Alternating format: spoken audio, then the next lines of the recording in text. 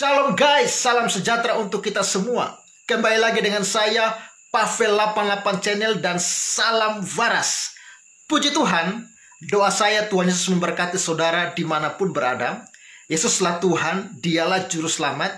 Dia adalah Allah yang datang dari surga ke dunia menjadi sama dengan manusia, lalu mati untuk menyelesaikan dosa manusia. Bukan hanya itu, dia pun telah bangkit dari kematian dan telah naik ke surga. Kenapa dia kembali ke surga? Karena memang dia adalah Allah.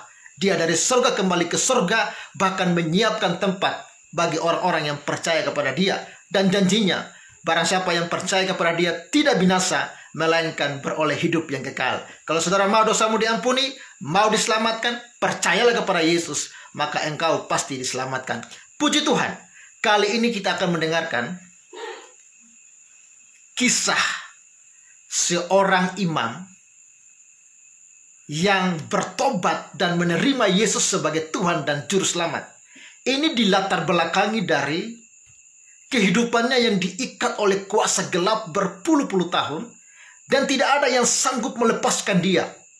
Lalu dia datang ke sebuah gereja, lalu di dalam gereja itu pendeta mendoakan dia. Dan saat itu juga kuasa kegelapan yang mengikat dia berpuluh-puluh tahun, yang tidak dapat dilepaskan oleh siapapun, dilepaskan hanya oleh nama Yesus Kristus. Puji Tuhan. Dari situlah dia mengambil keputusan untuk mempercayai Yesus sebagai Tuhan dan Juru Selamat. Dan seperti biasa, ketika dia percaya Yesus, dia harus mengalami banyak tantangan. Dia harus dibenci oleh keluarganya, seperti biasa. Bahkan yang terjadi juga di bangsa ini. Dia harus dimusuhi. Dia harus kehilangan istri, kehilangan anak, kehilangan rumah, kehilangan keluarga. Karena dia memilih untuk mempercayai Yesus sebagai Tuhan dan Juru Selamat. Tidak ada keluarga yang mau menerima keyakinannya yang baru. Saya juga heran kenapa hal ini terus terjadi ketika ada orang yang meninggalkan keyakinannya yang lama, yang dia anggap tidak pantas lagi untuk dia yakini, dan dia menemukan yang baru yang akan membawa dia kepada keselamatan. Saya heran, masih banyak orang yang tidak bisa menerima kenyataan itu dan harus membenci orang yang telah menemukan kebenaran yang sejati di dalam Yesus Kristus. Bahkan kisah yang sangat tragis, dia hampir saja dihabisi nyawanya. Namun oleh karena pertolongan Tuhan, dia masih bisa melarikan diri. Wow, luar biasa. Sudah seperti itu belum tuntas.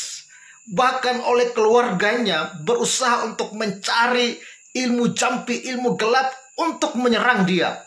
Namun nama Yesus tidak bisa dikalahkan. Kuasa Yesus tidak bisa dikalahkan. Oleh pertolongan Tuhan, segala jampi-jampi ilmu-ilmu sihir tidak mampu untuk menembus atau menyerang kehidupannya. Karena apa? Roh yang ada pada dia, Yesus Kristus, lebih besar kuasanya dari segala kuasa-kuasa kegelapan di dunia. Wow, sungguh dahsyat nama Tuhan Yesus.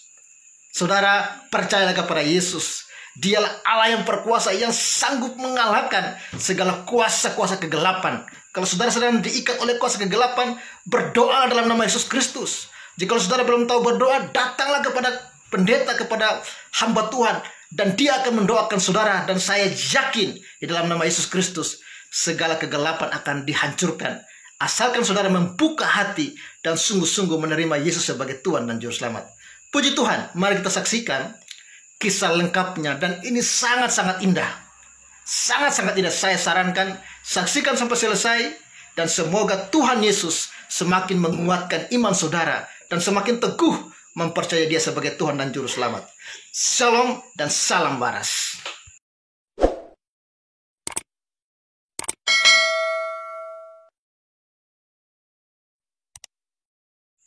Ini dimuat oleh Kristiani.news.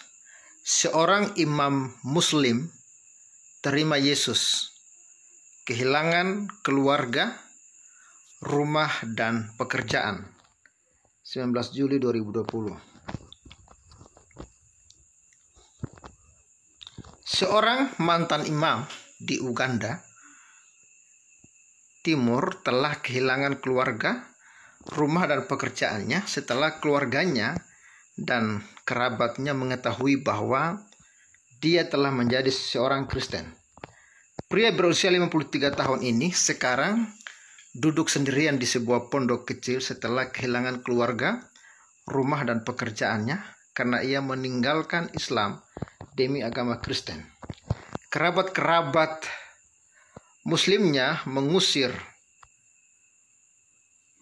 Kuluseni Iguru Teniwa, seorang mantan imam, dari rumah leluhurnya pada malam 27 Juni di desa Budhagali, distrik Jinja, yang dipimpin oleh ipar laki-lakinya, Ihsan saja, yang berusia 45 tahun.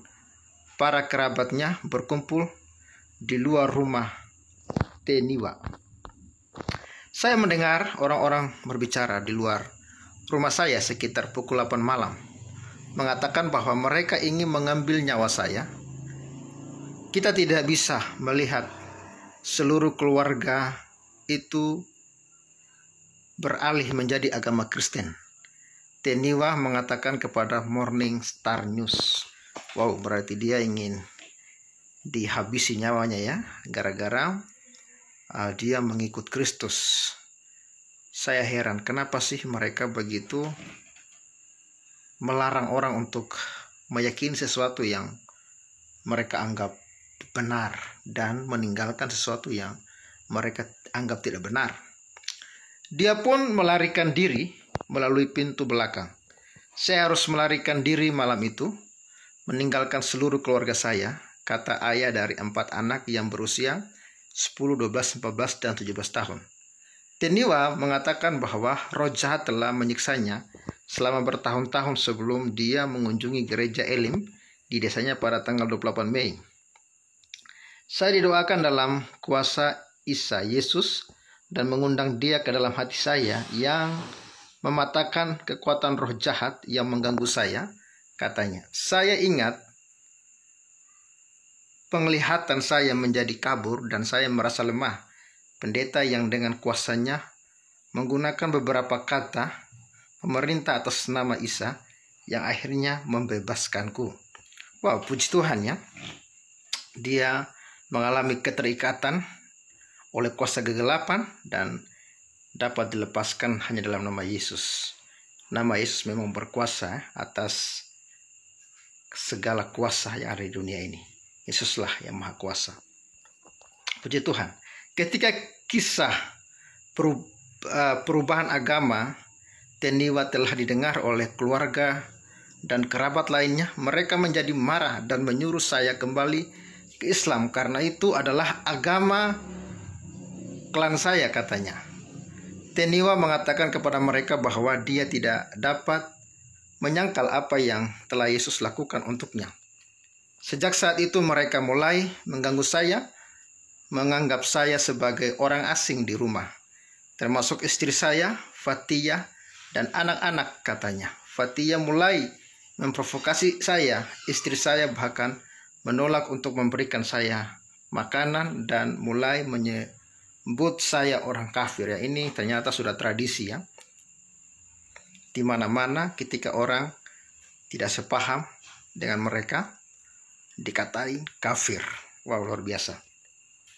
Teniwa terus menghadiri persekutuan di gereja Elim Budhagali yang lebih lanjut membuat geram para kerabatnya yang pada 6 Juni merusak perkebunan cabai merahnya dan tokonya serta menghentikannya dari mengelola tanahnya.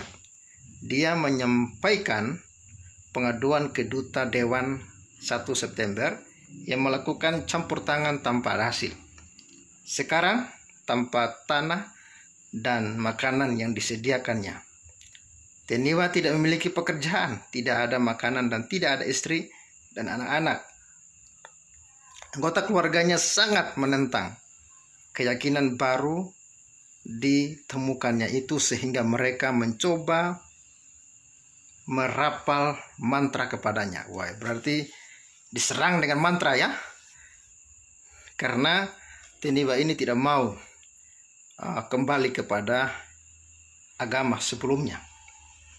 Keluarga saya bahkan mencoba mencampi saya katanya, tapi Tuhan melindungi saya. Wow, Tuhan membela dia sehingga campi-campi itu tidak bisa ya masuk atau tembus ya, karena kuasa Tuhan jauh lebih besar dari segala kuasa. Untuknya telah memberinya kekuatan untuk melawan keluarga dan kerabatnya yang mencoba membujuknya untuk kembali ke Islam. Sekitar 85% orang di Uganda beragama Kristen dan 11% Muslim, dengan beberapa di wilayah timur memiliki populasi Muslim yang besar. Undang-undang negara dan hukum lainnya memberikan kebebasan beragama, termasuk hak untuk menyebarkan keyakinan seseorang dan berpindah agama dari satu agama ke agama lain. Tetapi umat Kristen di Uganda Timur sedang menderita serangan terus-menerus oleh tokoh-tokoh non-negara. Wow. Sumber Believer Portal. Ya, jadi kesaksian yang sangat luar biasa. Itulah risiko menjadi pengikut Kristus.